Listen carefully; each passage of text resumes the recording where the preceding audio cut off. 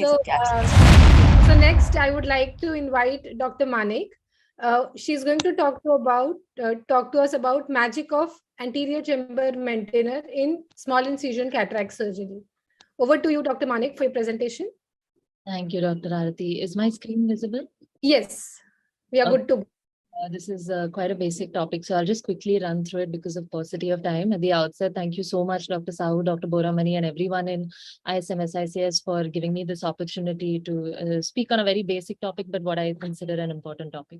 So a number of techniques of nuclear delivery have evolved over time, and all of these techniques have their merits and demerits, but today we'll be primarily speaking on one technique, which was developed by Dr. Michael Blumenthal, which is the Blumenthal technique of small incision cataract surgery. Whereas anterior chamber maintainers are available in the market today, but I think what is more important to understand is how to fix this anterior chamber maintainer into the eye. The side port blade should be held, as you can see in this video, in a manner where it is parallel to the iris and not tilted. A very narrow opening can sometimes cause difficulty in insertion of the anterior chamber maintainer, resulting in DM detachments and stromal edema, and a very large wound can result in frequent slippage out of the ACM. It's also important to remember to flush this anterior chamber maintainer once before inserting it into the eye. This not only removes air bubbles, but also helps to check the patency of the maintainer. So we'll be discussing the role of the ACM in these various steps: rhexis creation, nucleus delivery, cortex wash, IOL insertion, and then in the management of a few complications. So first, rhexis creation. This is a short video showing the ease of performing a rhexis under the anterior chamber maintainer. There's no need to continuously replenish viscoelastic because the ACM is on all the time.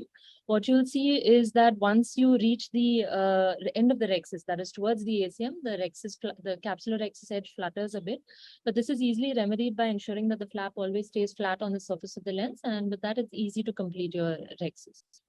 Tunnel creation is also quick and easy. Keeping the ACM on ensures that your counter pressure is always there on the scleral wall and it stays taut throughout. There's no need to continuously replenish viscoelastic, which sometimes I feel becomes important, especially for beginner cataract surgeons, to keep the eye taut. And keeping the ACM on prevents you, makes this step a little more quick and efficient. So this is just an animation of what I said before. A lax scleral wall can at times cause difficulties in creation of a good tunnel of adequate depth, and keeping the ACM on helps circumvent this difficulty.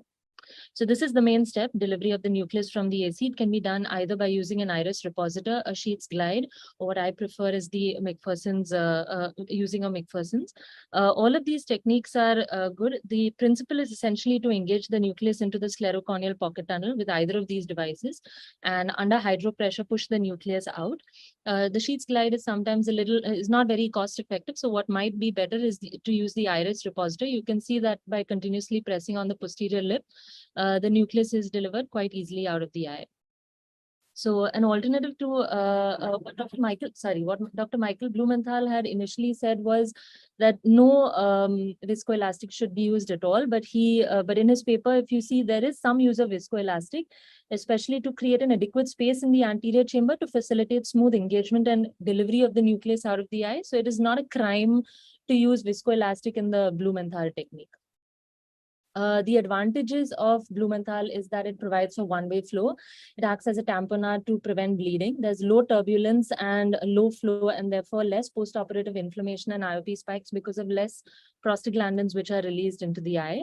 A large study conducted in South India found that on comparing ECC, Blumenthal SICS, and phacoemulsification, the percentage reduction of endothelial cells was the least with Blumenthal SICS technique. Coming to cortex wash, it is one step which particularly favors the use of the anterior chamber maintainer, not only because it is much more slender than a bulky Simcoe, but also because the stability of the anterior chamber allows for much easier cortex aspiration, especially for subincisional cortex, which may otherwise be difficult to approach. So IOL insertion has a relatively steeper learning curve just because of the positive pressure of the anterior chamber, which causes the IOL to sometimes slip out. But the advantage of this technique is that there's no need to wash out the viscoelastic and no fear of retained visco behind the IOL.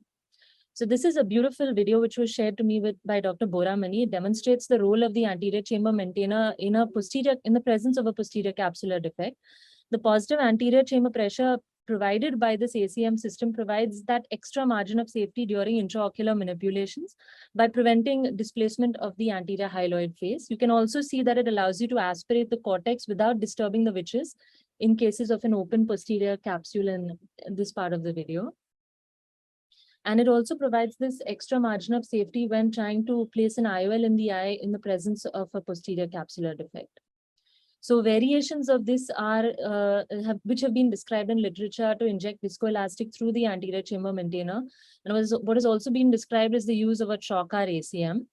So some of the pitfalls of viscoelastic are that it can be costly and time consuming, can cause post-operative IOP spikes. There have been known cases of viscoelastic induced TAS and endotoxin contamination. And by using the ACM, you can continuously irrigate the eye with medications such as adrenaline and antibiotics.